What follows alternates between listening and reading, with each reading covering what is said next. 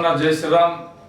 जीवन पथदर्शक प्रभू श्रीराम या चॅनलच्या माध्यमातून प्रभू श्रीरामाचं चारित्र्य प्रत्येकाच्या मनापर्यंत पोहोचलं पाहिजे या उद्देशाने मी या चॅनलच्या माध्यमातून प्रभू श्रीराम आजच्या समाजासाठी दिशादर्शक मार्गदर्शक कसे हा विषय घेऊन येत आहे. यामध्ये आपण आज चर्चा करणार आहोत की प्रभू श्रीरामाचा वनवास हा कशा प्रकारे महत्वाचा होता. प्रभू श्रीरामाचा वनवास हा पूर्वनियोजित होता का? प्रभू श्रीरामाने वनवासात जाऊन काय संदेश दिला आपण हे बघणार आहोत. प्रभू श्रीरामाचा वनवास हा पूर्वनियोजित होता. प्रभू श्रीरामाने वनवासात जावं याबद्दल अनेक देवतांचं मत होतं, याबद्दल अनेक ऋषींचं मत होतं, त्या काळातल्या सर्व जाणकारांचं मत होतं की प्रभू श्रीरामाने वनवासात गेलं पाहिजे. कारण वनवासात प्रभू श्रीराम जाण्यामागचं मुख्य कारण होतं त्या काळात भारतभूमीच्या दक्षिणेकडे असणारा सर्व समाज हा अशिक्षित होता, संस्कृतीपासून खूप दूर होता आणि त्यांना संस्कृतीच्या मुख्य प्रवाहात आणणं खूप गरजेचं होतं. मग प्रभू श्रीराम एक राजा म्हणून वनवासात जाऊ शकत नव्हते का? तर बिलकुल नाही. कारण त्या लोकांनी प्रभू श्रीरामाला चकचकीत कपडे बघून कधी स्वीकारलं नसतं.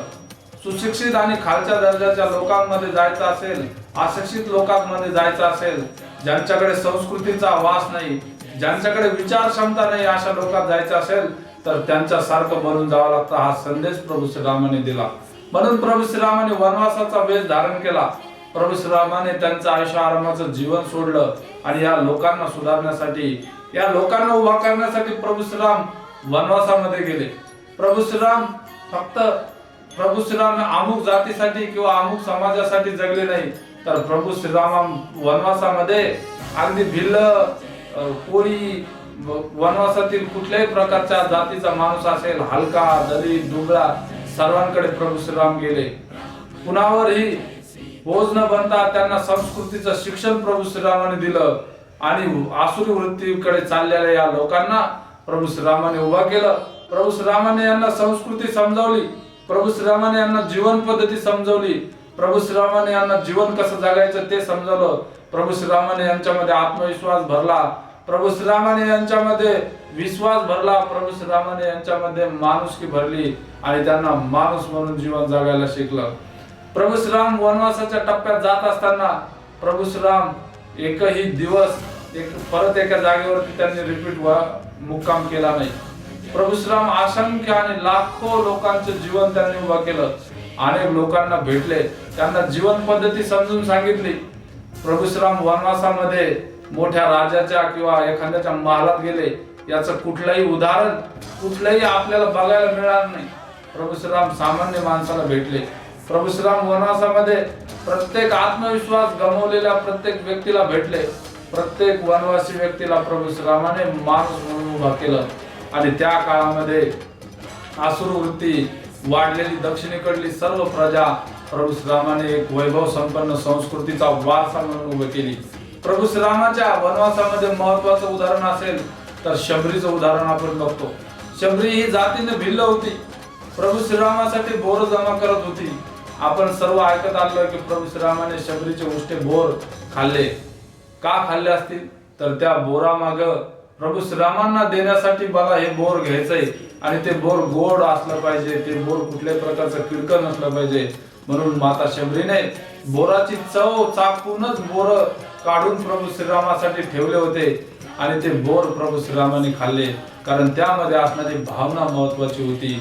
प्रभू श्रीरामाने त्या भावनेचा आदर केला आणि आज इतक्या प्रगत समाजामध्ये दलित व्यक्तीच्या घरी जाणं आपल्याला उच्च समाजाच्या माणसाला लहानपण वाटतं, पण त्या काळामध्ये प्रभू श्रीरामाने उच्च नीच हा भेदभाव कधीच बाळगला नाही आणि सामाजिक समरसतेचा संदेश दिला. त्यासाठी प्रभू श्रीरामाचा वनवास महत्वाचा होता आणि तो एक राजा म्हणून प्रभू श्रीराम वनवास कधीच पूर्ण करू शकत नव्हते. तर त्यासाठी रामाला त्या वनवासामध्ये, त्या वनवासी लोकांच्या कपड्यामध्ये, वनवासी लोकांच्या पोशाखातच जाणं महत्वाचं होतं आणि प्रभू श्रीराम त्या पोशाखात गेले. प्रभू श्रीरामाने त्या पोशाखात जाऊन, त्या लोकांमध्ये जाऊन भारतीय संस्कृती, हिंदू संस्कृती, वैदिक संस्कृती आपण ज्याला म्हणतो ती संस्कृती समजून सांगितली. माणसाची संस्कृती जर हरवली तर माणूस हा उभा राहू शकत नाही. संस्कृती ही माणसाच्या जीवन जगण्याची सर्वात मोठी ताकद आहे आणि ती ताकद प्रभू श्रीरामाने उभा केली. आमची वैदिक परंपरा आणि आमची हिंदू संस्कृती आमच्यासाठी गौरव आहे, ते प्रभू श्रीरामाने दाखवून दिलं. आणि प्रभू श्रीरामाचा वनवास या सर्व गुणांमुळे आपल्याला दिशादर्शक मार्गदर्शक ठरतो आणि आपल्यालाही शिकवतो की आपण कुठल्याही पद्धतीत जगत असो, केवढे असो, तर सामान्य माणसासाठी आपण काही केलं पाहिजे. त्यांच्यापाशी बंधू भावाच्या नात्याने जाऊन त्यांना भेटलं पाहिजे. आज त्या प्रभू श्रीरामाचं मंदिर भारत भूमीमध्ये बनतंय. आपल्या सर्वांसाठी आनंदाची पर्वणी आहे आणि लवकरच रामराज्य येईल अशी अपेक्षा आहे. आणि हेच रामराज्य आज आपण बघतोय की जाती जातीचा चाललेला वाद, जातीमध्ये वाढलेलं तेढ, याला माणूस म्हणून आणि हिंदू म्हणून एकत्र करण्यासाठी भरपूर काफी आहे. आणि प्रभू श्रीरामाचं मंदिर आणि प्रभू श्रीरामाचं चारित्र्य या सर्व द्वेष भावनेला उत्तर आहे.